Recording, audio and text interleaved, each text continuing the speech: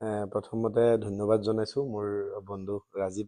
কথা এটা আছে নহয় হিন্দী ফিল্মত, দিল কা ৰিষ্টা বহুত বড়া হোতা হে।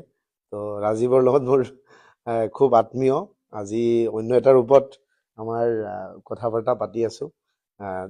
বন্ধু ৰাজীৱৰ জৰিয়তে গোটেই অসমবাসী ৰাইজলৈ, ধিঙৰ ৰাইজলৈ, নগাঁৱৰ ৰাইজলৈ ইংৰাজী নতুন বছৰৰ দীঘলীয়া দেৰিকৈ হ'লেও শুভেচ্ছা জনালোঁ। আৰু আগন্তুক ভোগালী বিহুৰ আন্তৰিক শুভেচ্ছা থাকিল সকলো ৰাইজলৈ।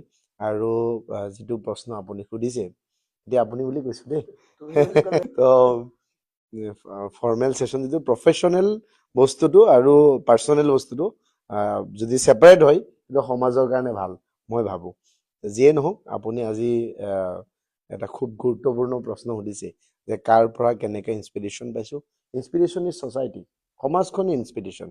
আৰু গোটেই কংগ্ৰেছ দলৰ, মই যিহেতু কংগ্ৰেছ দলৰ লগত বিগত 10টা বছৰে আমাৰ ছাত্ৰ সংগঠনৰ লগত জড়িত, তাৰপিছত তাৰ পৰা গৈ ৰাষ্ট্ৰীয় পৰ্যায়লৈকে দলে স্বীকৃতি দিছে, দলৰ হৈ কাম কৰি আছোঁ আৰু যোৱা 4-5 বছৰে মুখপাত্ৰ হৈ আছোঁ।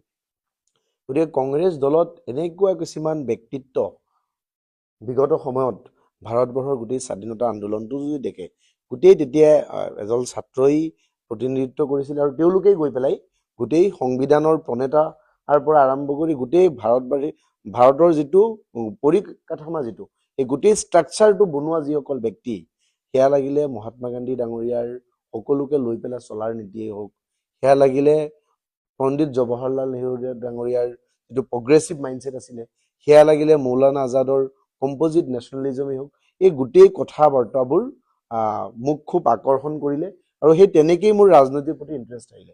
আৰু এতিয়াও বৰ্তমান সময়ত যদি দেখে, ৰাহুল গান্ধী ডাঙৰীয়াই কি কয়, মানে নফৰতৰ বজাৰত মহাব্বাতৰ দোকান, কিমান এটা ভাল কথা যদি আপুনি বিশ্লেষণ কৰি চাই, সেয়া নতুন ভাৰতৰ কাৰণে খুব মই ভাবোঁ সেই কথাখিনিৰ পৰাই মোক যথেষ্ট অনুপ্ৰাণিত কৰে।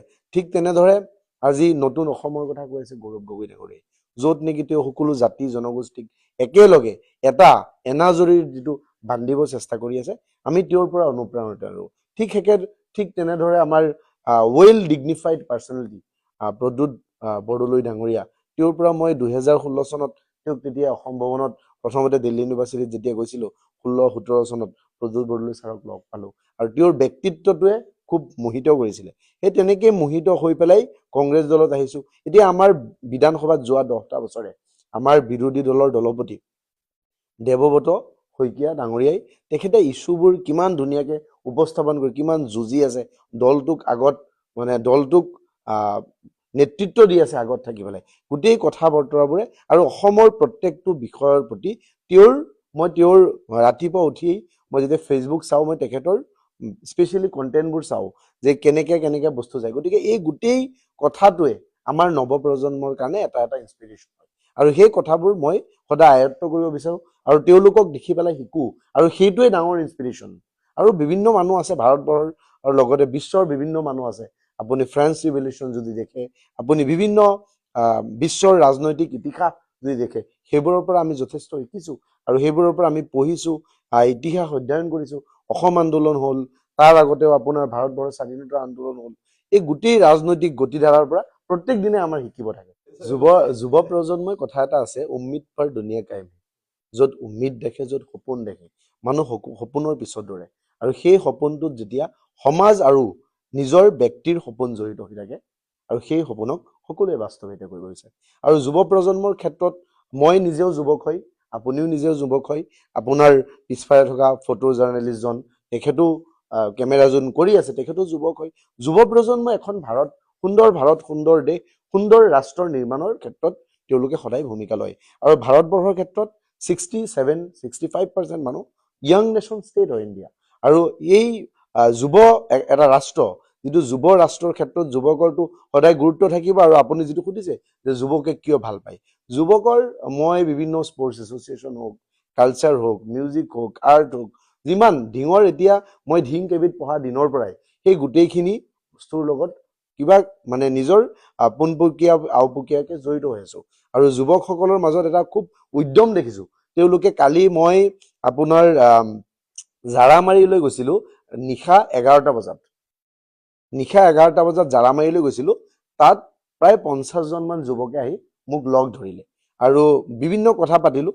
তাৰ পৰা মই গম পালোঁ যে তেওঁলোকে আমাৰ সৈতে লগ হৈ এটা নতুন ঢিং চাব বিচাৰে, যিটো ঢিঙত ভাতৃত্ববোধ থাকিব, যিটো ঢিঙত ইউথ এম্পাৱাৰমেণ্টৰ কথা থাকিব, যিটো ঢিঙত খেলা ধূলাৰ গুৰুত্ব থাকিব, যিটো ঢিঙত মানুহে এনেকুৱা এটা এডুকেশ্যন বিচাৰে যিটো এডুকেশ্যনত ইথিকেলি এম্পাৱাৰ্ড ছ'চাইটিৰ কথা কল্পনা কৰা হয়।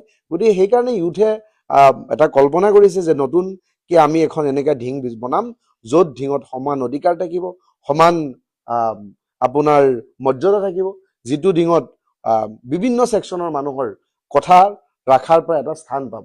আৰু স্পেচিয়েলি আপুনি যদি দেখে এই আটাইবোৰ কলেজ, যিবোৰ কলেজৰ প্ৰতিনিধিত্ব হৈছে যোৱা বহুত বছৰে, সেই কোনোবাখিনিতো আজি সিদিনা এখন মহাবিদ্যালয়ৰ 4জন GS আমাৰ ঘৰলৈকে আহিছিল।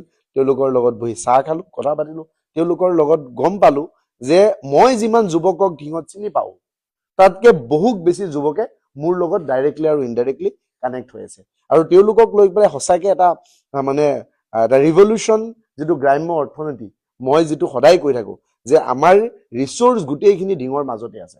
সেয়া লাগিলে আপোনাৰ বিভিন্ন ধৰণৰ পাচলিৰ খেতি হওক, বিভিন্ন ধৰণৰ আপোনাৰ মৎস্যজীৱী লোকেই হওক। এতিয়া আপোনাৰ যোনখিনিত ঘৰ, ৰাজীৱ আহমেদৰ যিখিনিত ঘৰ, গোটেইটো মই ভাবোঁ তাৰ 4-5 কিলোমিটাৰ এৰিয়াত কেৱল পুখুৰী আৰু পুখুৰী, আৰু তাতে মানুহৰ ফিচাৰী বিজনেছ হৈ গৈছে। আৰু সেই বিজনেছটোক কেনেকৈ আমি এটা বৈজ্ঞানিক দৃষ্টিভংগীৰে নতুনকৈ কেনেকৈ আগুৱাই নিব পাৰোঁ, সেইটো কাৰণে মই এটা সপোন দেখোঁ।